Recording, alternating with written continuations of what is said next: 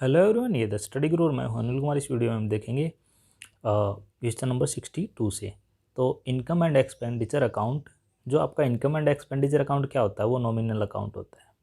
अब ये nominal account क्या होता है, देखो मैंने एक वीडियो कराया था जिसमें कम से कम 30-40 मिनट का वो वीडियो होगा। उसमें आपको ये सारी चीज़ें क्लियर हो जाएंगी कि रियल अकाउंट क्या होता है, पर्सनल अकाउंट क्या होता है, नॉमिनल अकाउंट क्या होता है। ये तीन आपकी बेसिक अजम्पशंस रहती हैं कि रियल अकाउंट में आपकी एसेट्स वगैरह काउंट की जाती है, पर्सनल अकाउंट में जो किसी नाम से होता है, जैसे अनिल सुनील कंपनी वंपनी किसी नाम से होता है वो। नॉमिनल जो अकाउंट होता है उसमें income, expenditure, profit and loss, चार चीज़ें आती है। इनकम आती है, एक्सपेंडिचर आता है, प्रॉफिट एंड लॉस आता है। तो आप वो जाके वीडियो देख लोगे तो आपको ज़्यादा क्लियर हो जाएगा। ठीक है जी। नेक्स्ट हमारे पास आता है लिगेसीज आर जर्नली। लिगेसीज क्या होता है, लिगेसीज ने थोड़ा सा टर्म घुमा के दे दिया। ये बेसिकली गुडविल की टर्म है एक किस्म से।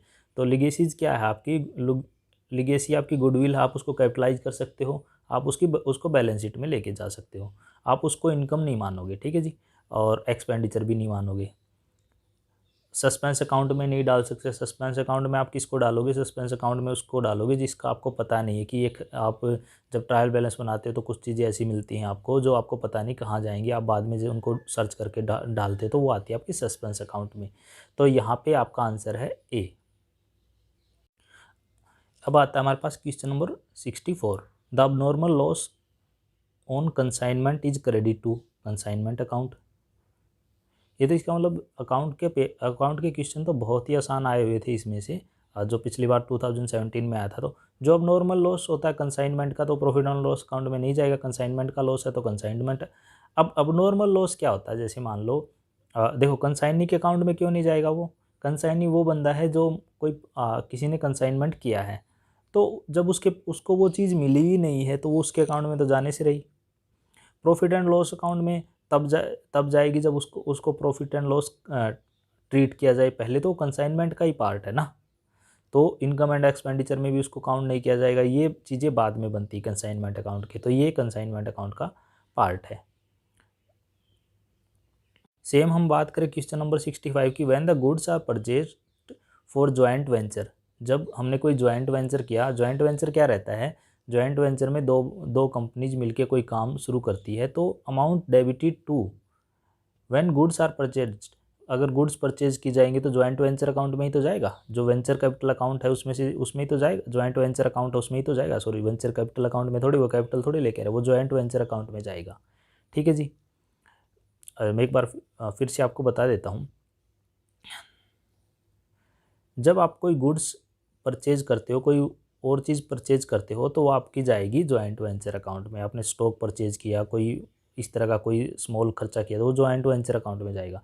अगर कोई कैपिटल से रिलेटेड कोई बात है तो वो जॉइंट वेंचर की कैपिटल में जाएगी, कितनी कैपिटल लगा रहे हैं। अगर उसके बाद कोई प्रॉफिट एंड लॉस की टर्म में आता है तो वो यहाँ पे जाएगा। ठीक है जी। अब क्वेश्चन आता है हमारे पास, मेरे हिसाब से इससे आसान क्वेश्चन आ नहीं सकता कोई भी। देखो ये कह रहा है कि जो आपकी सेल हुई है, कॉस्ट ऑन जो सेल है, कॉस्ट ऑन गुड सेल्स पे आपको 25% प्रॉफिट हुआ है, तो आपका प्रॉफिट कितना है। तो जो ग्रोस पे प्रॉफिट है वो आपका कॉस्ट ऑन गुड्स सेल पे है। तो ये आपका जो ग्रोस प्रॉफिट है, आप सेल को अगर 25% घटाओगे तो आपका आ जाएगी आपकी सेल 16 लाख। 16 लाख रुपये आपकी सेल आ जाएगी मान लो। ठीक है जी, ये आपकी 16 लाख सेल आ गई। अब जो ग्रोस प्रॉफिट है आपका कॉस्ट ऑन गुड सेल पे है, तो इसका 25% आप निकालोगे तो 4 लाख आ जाएगा। ग्रोस प्रॉफिट आप जब सेल्स में से घटा दोगे, तो ग्रोस प्रॉफिट आप सेल्स में से घटा दोगे तो आपका बच जाएगा कॉस्ट ऑन गुड्स सोल्ड। जब कॉस्ट ऑन गुड्स सोल्ड पे देखो, यहाँ पे इसने जो बात दी, यहाँ पे इसने बोला हमें कि इसकी सेल है 20 लाख, इस पे इसको ग्रोस प्रॉफिट हुआ 20 लाख पे 25 पर ग्रोस प्रॉफिट इसको हो रहा है 25% गुड्स ऑन सोल्ड। तो ग्रोस प्रॉफिट इसका अगर सेल इतनी है तो इस पे कॉस्ट ऑन गुड सेल्स कितनी रहेगी, 16 लाख। तो 16 लाख पे अगर 25% करेगा तो 4 लाख। तो आंसर हो जाएगा इसका डी। अब हमारे पास आता है question number 67। The branch account under debtor system. जो डेटर सिस्टम होता है उसमें जो ब्रांच अकाउंट है वो आपका नॉमिनल मान के चलते हैं इसको। ये आपका क्वेश्चन है, एक आपको डेटर सिस्टम पे एक मैं वीडियो बना दूंगा, तब आप वो समझ जाओगे कि भैया ब्रांच अकाउंट को किस तरह से ट्रीट किया जाता है। ब्रांच अकाउंट जो डेटर सिस्टम होता है उसमें रियल अकाउंट किस तरह ट्रीट किया जाता है, पर्सनल अकाउंट किस तरह ट्रीट किया जाता है, नॉमिनल अकाउंट किस तरह ट्रीट किया जाता है, लायबिलिटी अकाउंट किस तरह ट्रीट किया जाता है, आपको पता चल जाएगा। तो बेसिकली इसका आंसर है 67 का सी, नॉमिनल अकाउंट। जो ब्रांच अकाउंट है, ब्रांच अकाउंट जो है अंडर डेटर सिस्टम, जो डेटर सिस्टम है, डेटर सिस्टम पे एक वीडियो बना दूंगा 5-10 मिनट का, तो आपको समझ में आ जाएगा कि उसमें अकाउंट किस तरह से कैलकुलेट किए जा सकते हैं। पहले आया तो अब की बार भी आ सकता, मान लो उसमें रियल पर्सनल जो भी पूछ ले। अब क्वेश्चन नंबर आता है 68, the cost of electric power should be apportioned over different department according to. देखो डिफरेंट डिपार्टमेंट को जो हमें जो इलेक्ट्रिसिटी मिलती है वो मिलती है हार्स पावर में, वो जितने घंटे होगी उतने से उसको मल्टीप्लाई करके निकाल देंगे। ये क्वेश्चन थोड़ा सा टेक्निकल था, तो ये आप इसको, ये तो वही बात है, रैंडम वाली बात है, इसका अकाउंटिंग से ज़्यादा लेना देना नहीं था। अब आता है हमारे पास क्वेश्चन नंबर 69, बहुत इंपॉर्टेंट क्वेश्चन है। Under the schedule of companies act 2013 format of the financial statement prescribed schedule third. Schedule third में आपका जो फाइनेंशियल अकाउंट का फॉर्मेट प्रेस्क्राइब किया गया है। वैसे कंपनी एक्ट 2013 है, उसमें आपके शेड्यूल दे रखे हैं 7, तो आपको 7 शेड्यूल का नाम पता होना चाहिए, उसमें क्या क्या चीज़ें आती हैं, ताकि आपका अगर पहले ये क्वेश्चन आया, आपकी बार भी मैं आपको लिख के देता हूँ कि इसमें से क्वेश्चन ज़रूर आएगा शेड्यूल में से, और तब आप उस टाइम पे आपको 7 शेड्यूल के नाम खाली पता होंगे तो आप क्वेश्चन को सही कराओगे। तो मैं एक बार आपको बता देता हूँ वो 7 शेड्यूल कौन कौन से हैं। List of schedules under companies act 2013। जो पहला शेड्यूल है वो क्या बताता है, उसमें आपका मेमोरेंडम ऑफ एसोसिएशन और आर्टिकल ऑफ एसोसिएशन ये आता है, ठीक है जी। जो आपका सेकंड शेड्यूल है वो क्या बताता है, वो डेप्रीसिएशन को बताता है। सेकंड शेड्यूल क्या बताता है, डेप्रीसिएशन को बताता है। थर्ड शेड्यूल क्या बताता है, बैलेंस शीट और प्रॉफिट एंड लॉस, ये फाइनेंशियल स्टेटमेंट होती हैं, इनको बताता है। फोर्थ जो शेड्यूल है वो आपका बताता है code of independent directors, company में इंडिपेंडेंट डायरेक्टर कैसे अपॉइंट किए जाएंगे उनके कोड को बताता है, ठीक है जी। जो शेड्यूल 5 है वो बताता है appointment of managing director, whole time managing director, managers जो आपकी कंपनी में अपॉइंटमेंट करने हैं, मैनेजिंग एमडी और वोल टाइम डायरेक्टर मैनेजर, उनकी अपॉइंटमेंट के बारे में ये बात करता है शेड्यूल नंबर 5। शेड्यूल नंबर 6 बात करता है आपका इंफ्रास्ट्रक्चर प्रोजेक्ट, जो प्रोजेक्ट इंफ्रास्ट्रक्चर से रिलेटेड होते हैं उनको आते हैं कंपनीज एक्ट 2013 के शेड्यूल 6 में। शेड्यूल 7 आपका बताता है कॉरपोरेट सोशल रिस्पॉन्सिबिलिटी, CSR के बारे में बोलता है। ये क्वेश्चन में आ सकता है कि बार की भी CSR किस में आता है, तो वो शेड्यूल 7 में आता है। अब हमारे पास क्वेश्चन नंबर आता है 70, बहुत आसान क्वेश्चन है। अगर आपने पार्टनरशिप का पहला भी पेज पढ़ा तो उसी पे ये क्वेश्चन दे रखा है। In the absence of any provision partnership agreement profit and loss share in the partner equally.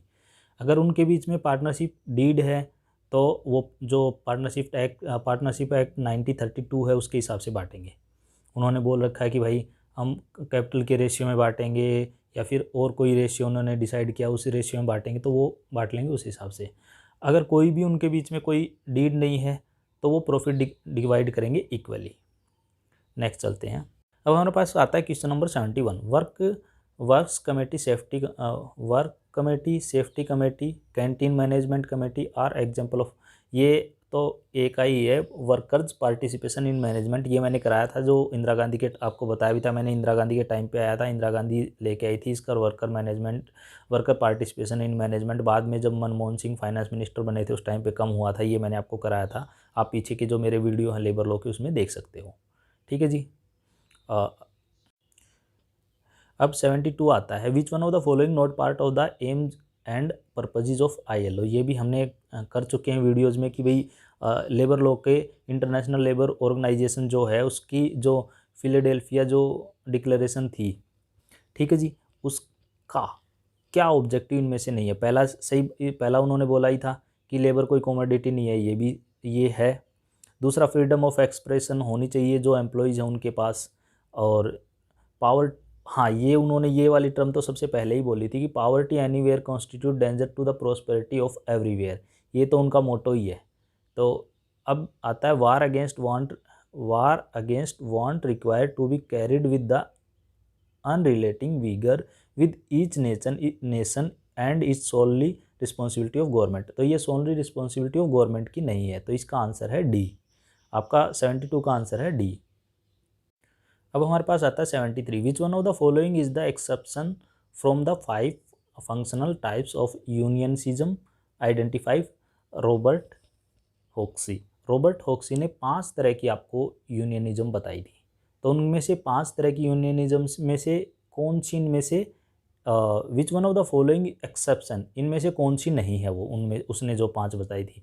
तो मैं एक बार वो 5 बता देता हूँ, फिर आप अपना आंसर देख लेना इसमें से क्या बनता है। जो रॉबर्ट हॉक्सीज थ्योरी थी उसने 5 तरह से क्लासीफाइड किया था आपका यूनियंस को। सबसे पहले बिजनेस यूनियन, फिर आता है रिवोल्यूशनरी, पहले बिजनेस यूनियन, दूसरे नंबर पे आता है friendly and uplift unionism, third number पे आता है रिवोल्यूशनरी यूनियन, फोर्थ नंबर पे आता है प्रीडेटरी यूनियनिज्म, फिफ्थ नंबर पे आता है डिपेंडेंट यूनियनिज्म। तो आपके ये 5 तरह की यूनियन है। अब आप उनमें से देख सकते हो, सबसे पहले आपका बिजनेस यूनियन, फिर फ्रेंडली एंड अपलिफ्ट, फिर आता है रिवोल्यूशनरी, फिर आता है प्रीडेटरी, फिर आता है आपका डिपेंडेंट। तो ये 5 तरह की यूनियन आप याद कर लेना, क्या पता आपकी बार भी में से क्वेश्चन आ जाए। तो उसमें ये बिजनेस यूनियनिज्म है, प्रीडेटरी है, रिवोल्यूशनरी है, इवोल्यूशनरी टाइप की कोई नहीं है, उसके बाद फ्रेंडली ये रहती है। ठीक है जी, तो इसका आंसर है डी, ये एक्सेप्शन है। नेक्स्ट चलते हैं। नेक्स्ट आता है 74। 74 क्या बोलता है, विच one of the following is the process, वो कौन सी प्रोसेस है इनमें से, विच रिप्रेजेंटेटिव इन विच, जिसमें representative of workman and employer involve, जिसमें वर्कमैन के एम्प्लॉय वो भी होते हैं, रिप्रेजेंटेटिव भी होते हैं और एम्प्लॉयर के भी होते हैं। ठीक है जी। Involve in a industrial dispute, वहाँ पे जो डिस्प्यूट है वो इंडस्ट्रियल है, are brought together before a third person or a group of person who facilitate through mediation to reach mutual satisfaction of, इसको कॉन्सिलिएशंस बोलते हैं। आर्बिट्रेशन में क्या होता है, आर्बिट्रेशन में 2 पार्टीज़ भी हो सकती हैं, वो ज़रूरी नहीं है कि वो इंडस्ट्रियली डिस्प्यूट हो। ठीक है जी। और इसमें क्या रहता है, एक जो वर्कर रहते हैं उनके जो लीडर टाइप रहते हैं वो लोग रहते हैं, दूसरी इंडस्ट्री के अपने मैनेजमेंट टाइप के होंगे वो होंगे, फिर वो एक मीडिएटर अपॉइंट करेंगे, तो उसको ये बेसिकली कॉन्सिलिएशन गवर्नमेंट भी अपॉइंट करती है। ये कॉन्सिलिएशन की मैंने आपको एक वीडियो में समझाया है अच्छे से, कॉन्सिलिएशन क्या होता है और कितने दिन बाद, 3 महीने बाद अगर कॉन्सिलिएशन नहीं होता है तो फिर वो लेबर कोर्ट में जा सकता है। देखो ये क्वेश्चन भी आ रखा है, और इससे अगले पार्ट में वो मतलब यहाँ कॉन्सिलिएशन उसको ठीक नहीं करता है तो वो लेबर कोर्ट में जाएगा। अब यहाँ पे ये बात ये है कि जो कॉन्सिलिएशन है वो अपॉइंट करती है गवर्नमेंट, और गवर्नमेंट को जितना अच्छा लगता है, जितने बंदे अच्छे लगते हैं उसको उतने वो वहाँ पे कॉन्सिलिएट अपॉइंट कर सकती है, जितना उसको ठीक लगता है गवर्नमेंट को।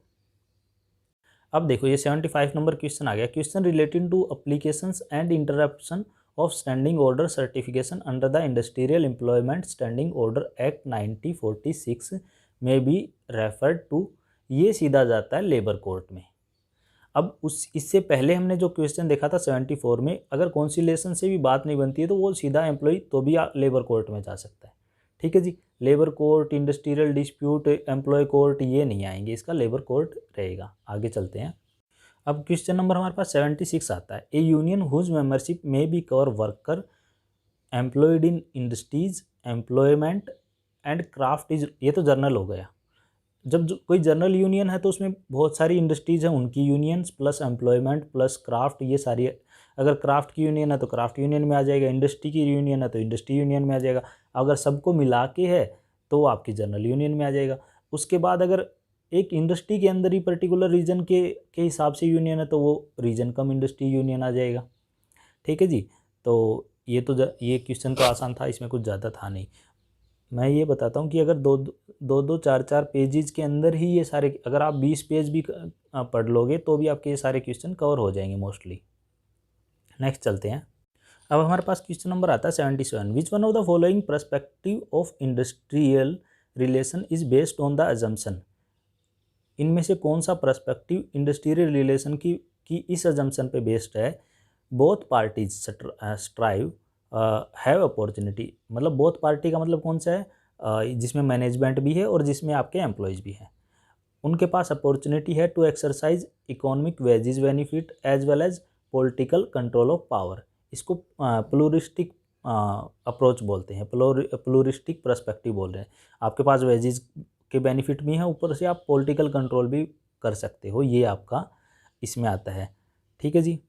ट्रस्टीशिप पर्सपेक्टिव में क्या रहता है? ट्रस्टीशिप पर्सपेक्टिव में ये मान के चलते हैं, जो बिजनेस के जो मालिक हैं, बिजनेस के जो, ये मैंने 5 तरह के अप्रोच हैं, ये मैंने उसमें कराई हैं, आप जाके वीडियोज़ में ये भी देख सकते हो।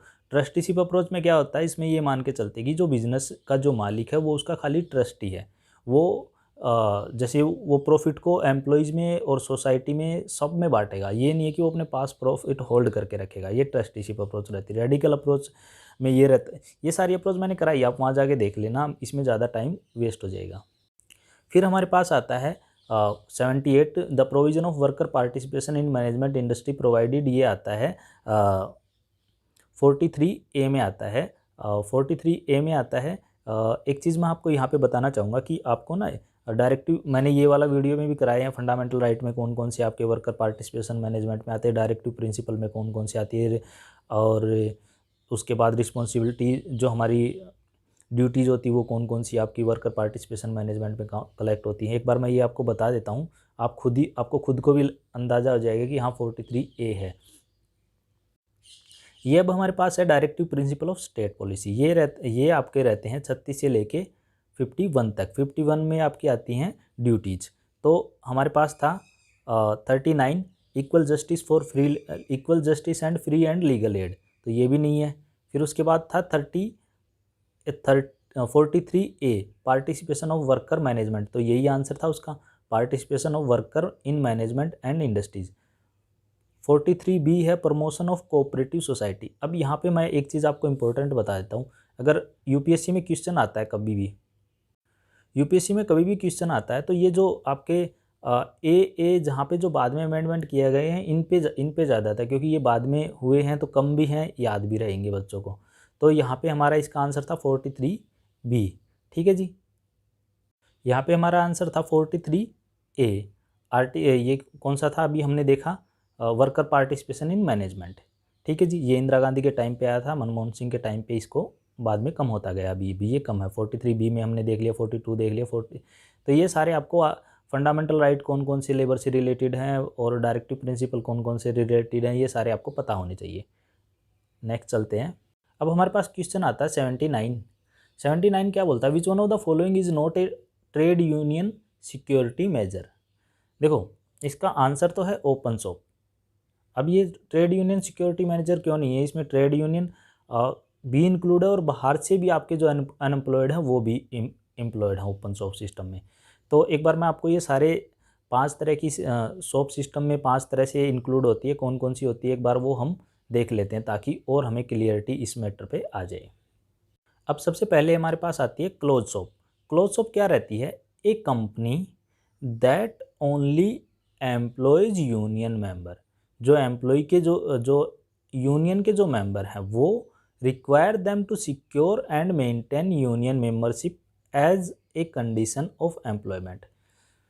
इसमें जो लोग जो एम्प्लॉयड हैं इंडस्ट्री में, उनको ज़रूरी है कि वो मेंटेन रखें अपनी, अगर मान लो मैं किसी यूनियन का मेंबर नहीं हूँ तो फिर वो मेरे लिए क्यों जाएंगे, अगर बाहर के तो वो जाएंगे नहीं, तो मैं यूनियन मेरे लिए काम क्यों करेगी, अगर मैं उसका मेंबर हूँ तो वो काम करेंगी। नेक्स्ट आता है यूनियन शॉप। यूनियन शॉप क्या है, a company that doesn't require employ to join a union in order to be hired but they must be join within 30 days of employment. भाई यूनियन शॉप का मतलब ये है कि अगर आप एम्प्लॉय बने कंपनी के, तो तब आपको ज़रूरी नहीं कि आप यूनियन ज्वाइन करो, बट आपको जैसे ही एम्प्लॉय बन गए कंपनी के 30 days के अंदर आपको यूनियन ज्वाइन करनी है। तो ये आपको ना डिटेल में पता होनी चाहिए, तभी आप आंसर लगा पाओगे। ओपन शॉप में क्या रहता है, ओपन शॉप में रहता है कंपनी में have union but hire both union and non union employees. जो यूनियन के एम्प्लॉय हैं वो भी हायर करती है, नॉन यूनियन के एम्प्लॉय, नॉन यूनियन के एम्प्लॉय मतलब बाहर के एम्प्लॉय, उनको भी हायर करती है। तो ये उनको सिक्योरिटी यूनियन की नहीं देती ओपन शॉप। फिर आपके पास 2 और रहते हैं, एक एजेंसी शॉप रहती है। एजेंसी शॉप क्या बोलती है, a company that have a company that has a union, एक कंपनी है जिसके पास यूनियन है but hires both union non union employees and union membership is not a requirement for continue employment, कि भाई आप यूनियन के मेंबर हो ये आपके एम्प्लॉयमेंट के कंटिन्यूएशन के लिए ज़रूरी नहीं है। However non union employ have to pay fee cover the collective bargaining cost, अगर कोई बंदा मेंबर नहीं है यूनियन का, अगर वो चाहता है उसको भी बार्गेनिंग में शामिल किया जाए, जैसे मान लो कोई सैलरी बढ़ाने की बात है, इन चीज़ों इस तरह की बातें हैं, बोनस की बात है, उसको भी शामिल किया जाए तो उसको भी पे करना पड़ेगा। फीस जो उनका चंदा रहता है 100-200 रुपये वो उसका पे करना पड़ेगा। फिर इसमें एक पार्ट रहता है right to work. Right to work क्या है? State laws that ban companies from demanding their employees pay union dues or fees as a condition of employment. देखो राइट टू वर्क कहता है state law ban companies, state law क्या करते हैं, जो जैसे लेबर लॉ और इस तरह के जो स्टेट के लॉ हों वो बैन लगाते हैं कंपनीज पर। किस लिए बैन लगाते हैं? From demanding their employees to pay union dues, कि भाई यूनियन के ड्यूज आप पे करो, वो कंपनी का उसमें कंपनी का कोई लेना देना नहीं है, वो यूनियन का लेना देना। अगर कोई किसी यूनियन का मेंबर बनना चाहता है तो उस पर डिपेंड करता है, नहीं बनना चाहता है तो वो इस पर डिपेंड करता है। ठीक है जी। अब हमारे पास आता है क्वेश्चन नंबर 80। क्वेश्चन नंबर 80 क्या बोलता है? विच one of the following statutory machinery, इनमें से कौन सा स्टेचुटरी मशीनरी काम करती है सेंट्रल लेवल पे? तो ये 4 ऑप्शन हैं, central implementation evaluation committee, central board of workers education, standing labour committee, employees state insurance corporation. ये चारों की चारों आपकी लेबर मिनिस्ट्री के अंडर काम करती है, लेकिन इनमें से जो सेंट्रल लेवल पे काम करती है वो एम्प्लॉयज़ स्टेट इंश्योरेंस कॉरपोरेशन काम करती है। अब ये किस तरह से मैंने बताया, मैंने एक लिस्ट आपके साथ टीच की थी जिसमें कौन कौन से स्टेट में के लिए काम करते, कौन से सेंट्रल के लिए काम करते, कौन से दोनों के लिए काम करते, वो मैंने आपको बताया था कि आप इनको पढ़ लेना, इनसे क्वेश्चन आएगा। ठीक है जी, इस वीडियो में इतना ही।